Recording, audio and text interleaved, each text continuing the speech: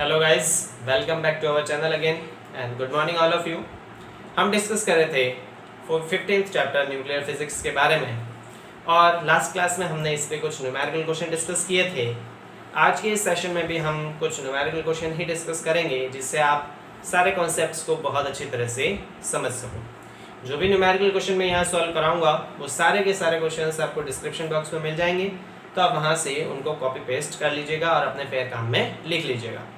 आशा करता हूँ कि आप सब साथ साथ में पढ़ रहे होंगे और बहुत अच्छी तरह से सारे कॉन्सेप्ट सीख रहे होंगे। अगर साथ में नहीं पढ़ रहे हैं तो अभी से पढ़ना स्टार्ट कर दीजिए, क्योंकि बाकी जब अपन आगे और वीडियो लेक्चर डिलीवर करते जाएंगे तो आपका बर्डन बढ़ता जाएगा, फिर एक साथ आप इतना नहीं पढ़ पाएंगे। तो अभी से साथ साथ में पढ़िए। अगर कुछ समझ में नहीं आता है, कुछ भी क्वेश्चन क्वेरी डाउट हो तो आप मुझे अपने टेलीग्राम पे भेज सकते हैं। टेलीग्राम अगर ज्वाइन नहीं किया है तो नीचे डिस्क्रिप्शन बॉक्स में दिए गए लिंक पे जाके उससे जुड़िए, क्योंकि सारे पीडीएफ आपको वहाँ पे इजीली अवेलेबल हो जाएंगे। तो चलिए शुरू करते हैं गाइस आज का सेशन न्यूमेरिकल क्वेश्चंस का। देखिए, लास्ट क्लास में हमने कुछ न्यूमेरिकल क्वेश्चन डिस्कस किए थे, आज उन्हीं क्वेश्चंस को और थोड़ा आगे अपन डील करेंगे। तो देखिए, 4 क्वेश्चन हमने डिस्कस कर लिए थे, आज 5वें क्वेश्चन से स्टार्ट करते हैं। क्वेश्चन दे रखा है that the half life of radium is 1600 years. Radium का अर्धायु काल दे रखा है 1600 साल। तो पहले क्वेश्चन में जो गिवन इंफॉर्मेशन है वो सारे अपन लिख लेते हैं। यहाँ पे क्वेश्चन का सॉल्यूशन हम देख रहे हैं, ठीक है। रेडियम दे रखा है, क्या दे रखा है? रेडियम, और इसका अर्धायु काल है 1600 साल, यानी हाफ लाइफ दे रखी है इसकी, हाफ लाइफ दे रखी है कैपिटल टी, वो है 1600 ईयर्स, ठीक है, 1600 साल। With the sample of radium, how much time will it take to disintegrate 75% of its initial mass? ऐसे किसी सैंपल में प्रारंभिक द्रव्यमान का 75% डिसइंटीग्रेट होने में कितना समय लगेगा? तो हमें यहाँ पे क्लियरली समय निकालना है। क्या निकालना है? समय। कब तक का समय? जब हमारे पास द्रव्यमान जो है वो 75% विघटित हो चुका हो, मतलब बचना कितना चाहिए? बचना चाहिए 25%। किसका 25%? प्रारंभिक का। 25% ऑफ इनिशियल। समझिए क्वेश्चन को। क्वेश्चन ये कह रहा है कि रेडियम का कोई सैंपल है जिसका अर्धायु काल 1600 साल दे रखा है। हमें वो समय निकालना है जब इसमें 75% द्रव्यमान विघटित हो चुका हो, यानी बचेगा कितना? 25%। किसका 25%? प्रारंभिक का। और प्रारंभिक द्रव्यमान को हम m0 मान लेते हैं। क्लियर? यानी हमें दे रखा है m बराबर 25%, परसेंट का मतलब होता है अपॉन 100, किसका? m0 का। ये हमें वैल्यू दे रखी है, और इसको हम क्या लिख सकते हैं? 25 में इसका भाग जाता है कितनी बार? 4 बार। तो m बराबर दे रखा है 1/4 ऑफ m0। ये वैल्यू हमें दे रखी है, तो हमें वो समय ज्ञात करना है। तो गाइज वेरी इजी। हमने क्या पढ़ा था? हमने पढ़ा था कि m बराबर होता है n0 1/2 to the power n। इसी तरह हमने सक्रियता के लिए पढ़ा था r बराबर r0 1/2 to the power n। तो सिमिलरली हम द्रव्यमान के लिए अगर लिखें तो द्रव्यमान के लिए क्या आ जाएगा? m is equal to m0 1/2 to the power n। तो ये वाला फॉर्मूला हम इसमें यूज करेंगे, तो क्या आ जाएगा मेरे पास? m की जगह क्या लिख सकते हैं? 1/4 इंटू m0। तो यहाँ से आ जाएगा मेरे पास 1/4 m0 is equal to m0 and 1/2 to the power n। m0 से m0 कैंसल, यह आ जाएगा 1/4 is equal to 1/2 to the power n। 1/4 को क्या लिख सकते हैं? 1/2 into 2 is equal to 1/2 to the power n। तो 2 इंटू 2 इसको लिख सकते हैं 2 टू दी पावर 2, यह आ जाएगा 1/2 to the power 2 is equal to 1/2 to the power n। जब आधार समान हो तो घातें भी समान होगी। इस स्थिति में n का मान क्या आ जाएगा? 2 आ जाएगा। हमें n नहीं चाहिए, हमें चाहिए कुल समय। तो हम ये भी जानते हैं, हमने पढ़ा है दैट टोटल टाइम जो होता है वो n इंटू कैपिटल T के बराबर होता है। तो टोटल टाइम T बराबर n की जगह 2, और इसका अर्धायु काल देखा है 1600 साल, तो ये 1600 और ईयर्स गुणा करेंगे तो टोटल टाइम आ जाएगा 3200, 3200 साल। यानी कि अगर कोई रेडियो एक्टिव सब्सटेंस रेडियम है तो उसका 75% भाग विघटित होने में 3200 साल लग जाएंगे। ये तो हमने इस तरीके से देख लिया। हम इसको एल्गोरिदमली किस प्रकार से समझ सकते हैं, समझिए। मान लेते हैं कि रेडियम जो है वो दे रखा है मेरे पास और इसका इनिशियल द्रव्यमान दे रखा है m0। क्लियर। हमने ये पढ़ा है कि प्रत्येक अर्धायु काल में जो संख्या है वो प्रारंभिक संख्या की आधी हो जाती है। तो जब पहला अर्धायु काल होगा उस समय इसकी संख्या क्या हो जाएगी m0/2। यानी अगर पहले 100 था, कितना था 100, तो बाद में कितना हो जाएगा 50, उसके बाद कितना हो जाएगा 25। ठीक है, तो होगा क्या देखिए 100 से 50 और 50 से 25% बचने में कितने अर्धायु काल लगेंगे 1 और 2। एक अर्धायु काल कितने साल का है 1600 का, दूसरा कितने का 1600 का, तो 1600 और 1600 कितना आ जाएगा 3200 साल आ जाएगा। ठीक है, एल्गोरिथमिकली हम इसको इस प्रकार से समझ सकते हैं। ठीक, तो ये हमने भी कहा कि 25% बचने में कितना समय लगेगा 3200, और इसको डायरेक्ट समझे तो पहले 100 था, एक अर्धायु काल के बाद 50, फिर कितना हो जाएगा 25, तो 25% बचने में 2 अर्धायु काल लगेंगे। 2 अर्धायु काल का योग कितना 3200 साल के बराबर। तो इस प्रकार इस क्वेश्चन का आंसर निकल के आ जाएगा। ठीक है गाइस, तो इसका स्क्रीनशॉट ले लीजिए और इसे अपने फेयर काम में कर लीजिएगा। ठीक, चलिए तो इसको अपन रफ कर देते हैं। आई होप आपने ये लिख लिया होगा, समझ भी लिया होगा। चलिए तो इस पूरे को अपन रफ कर देते हैं।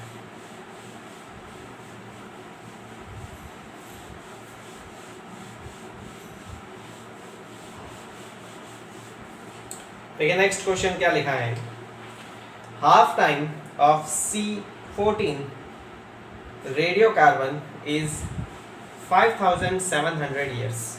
किसी कार्बन 14 रेडियो एक्टिव का अर्धायु काल 5700 साल है। In a sample the ratio of 6C14 and 6C12 decreases to 1/8 life of its equilibrium value. What is the half life of this sample? किसी सैंपल में, कार्बन 14 सैंपल में इसका अर्धायु काल दे रखा है, एवरेज अर्धायु काल वो है 5700 साल। तो हमें कार्बन 14 दे रखा है, क्वेश्चन की हम बात कर लेते हैं। इसका अर्धायु काल जो दे रखा है हाफ लाइफ कैपिटल T वो है 5700 साल, इसका अर्धायु काल दे रखा है।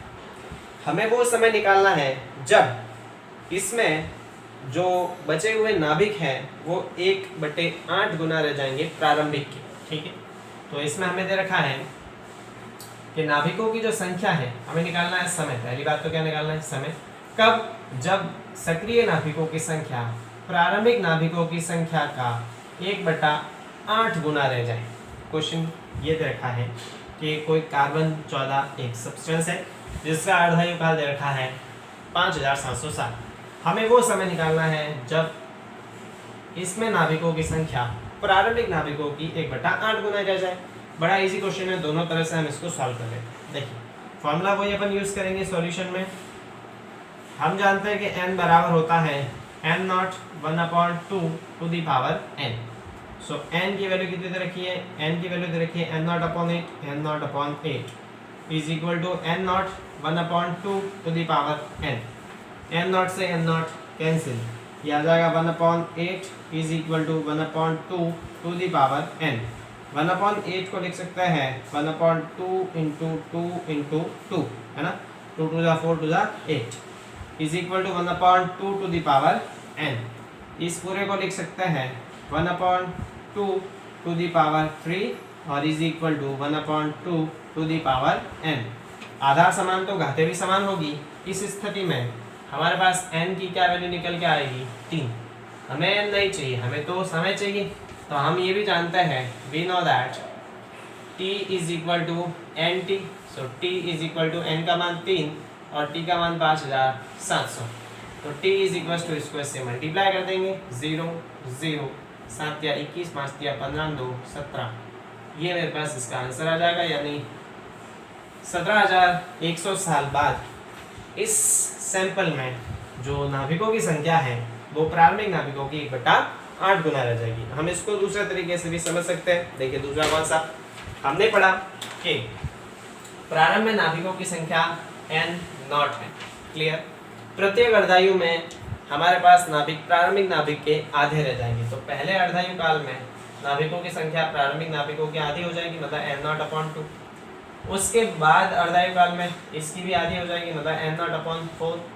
और उसके बाद अर्धायु काल में इसकी भी आधी, मतलब n0/8। तो देखिए n0 से n0 होने में कितने अर्धायु काल लगे, 1, 2 और 3।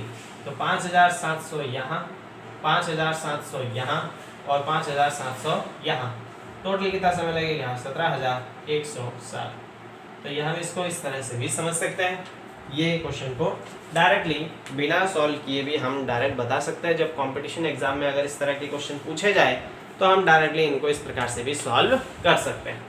ठीक है, चलिए तो इसको भी अपन रफ कर देते हैं और नेक्स्ट क्वेश्चन पे मूव करते हैं।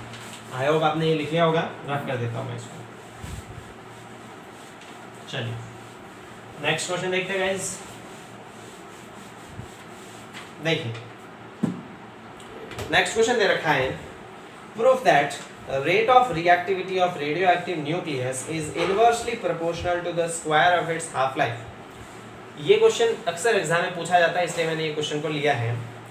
ये सिद्ध करना है कि किसी भी रेडियो एक्टिव सब्सटेंस की जो सक्रियता है वो उसके अर्धायु काल के वर्ग के व्युत्क्रमानुपाती होती है। तो हमें क्या प्रूफ करना है, क्वेश्चन में पूरा लिख देता हूँ ताकि आप समझ सको। ठीक है, proof that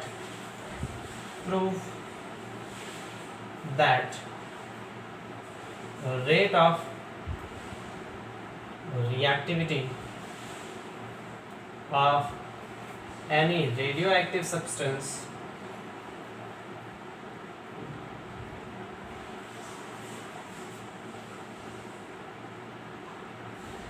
is inversely proportional to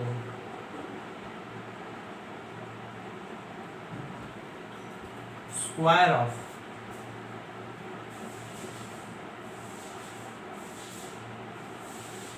half life of substance। हमें ये प्रूफ करना है कि जो रेट ऑफ रिएक्टिविटी है वो उसके हाफ लाइफ के स्क्वायर के इनवर्सली प्रोपोर्शनल है। मतलब हमें प्रूफ क्या करना है, सीधे तौर पे क्वेश्चन इस प्रकार से भी पूछ सकते हैं, प्रूव दैट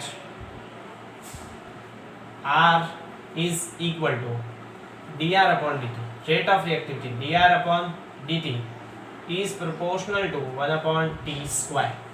हमें ये प्रूफ करना है कि सक्रियता की दर अर्धायु काल के वर्ग के व्युत्क्रमानुपाती होती है। तो देखिए किस तरह से इसको प्रूफ किया जा सकता है, बड़े इजी तरीके से। समझिए, इसके सॉल्यूशन को हम यहाँ पे लिखते हैं।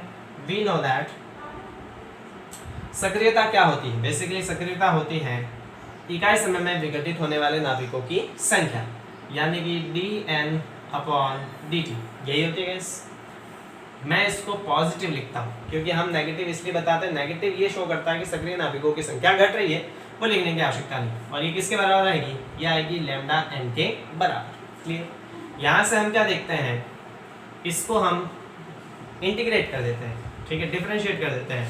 So differentiating with respect to t के सापेक्ष इसका अवकलन करेंगे तो यह आ जाएगा dr/dt इज इक्वल टू, यहाँ से आ जाएगा d/dt ऑफ, क्या आ जाएगा मेरे पास, लैम्डा इंटू n।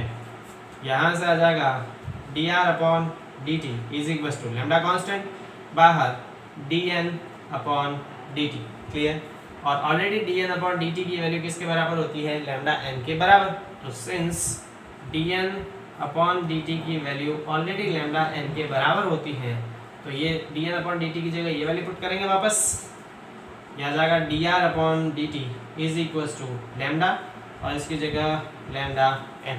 क्लियर, यहाँ से क्या आ जाएगा dr/dt is equal to lambda into lambda, lambda square into n। Alright, अब हमने पढ़ा है दैट, इसको मैं दे देता हूँ इक्वेशन फर्स्ट। हमने पढ़ा है दैट अर्धायु काल t इज इक्वल टू होता है 0.693 और अपॉन लैम्डा। तो यहाँ से लैम्डा की वैल्यू क्या आ जाएगी, 0.693 और upon capital T। Equation second से इस लैम्डा की वैल्यू इसमें पुट कर देते हैं तो क्या आ जाएगा, equation second into equation first. So मेरे पास आ जाएगा rate of reactivity dr/dt is equal to lambda square की जगह ये आ जाएगा 0.693 अपॉन t का स्क्वायर और into n। Clear, so dr/dt is equal to 0.693 का स्क्वायर इंटू n और अपॉन t का square.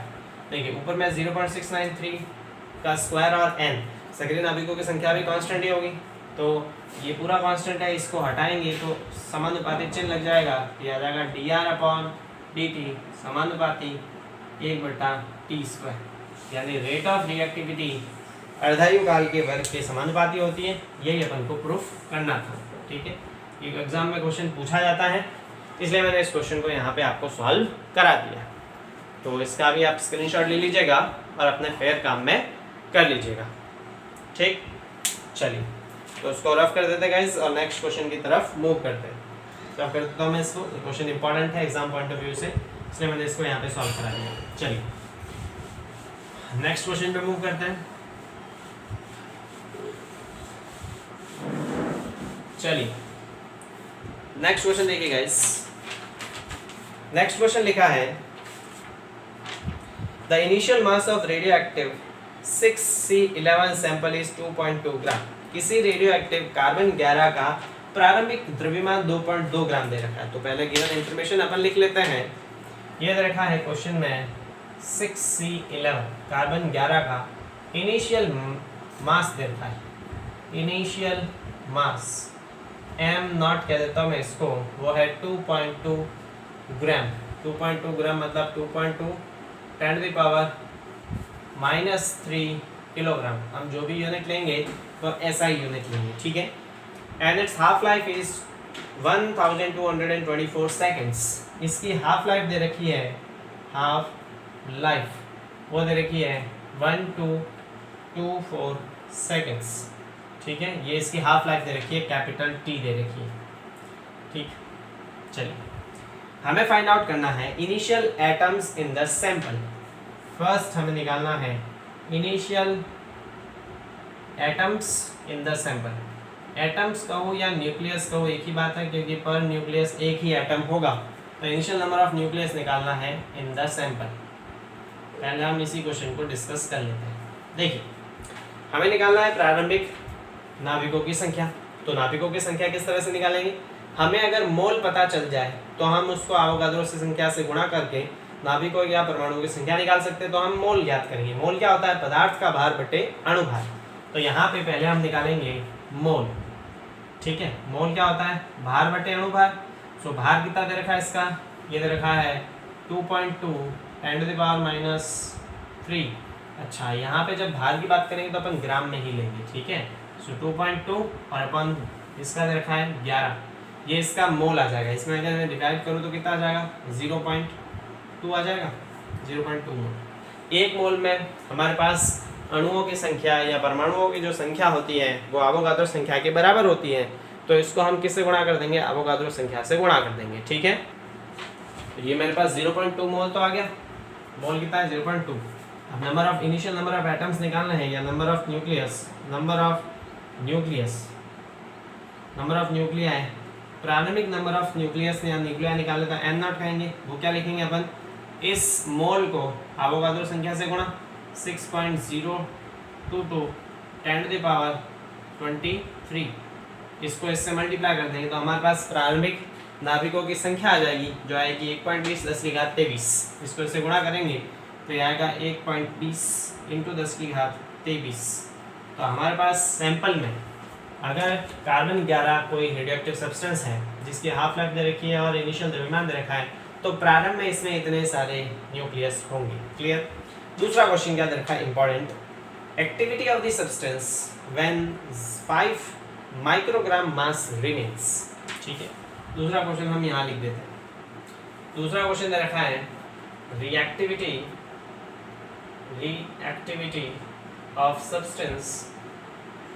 of substance when 5 microgram mass remains।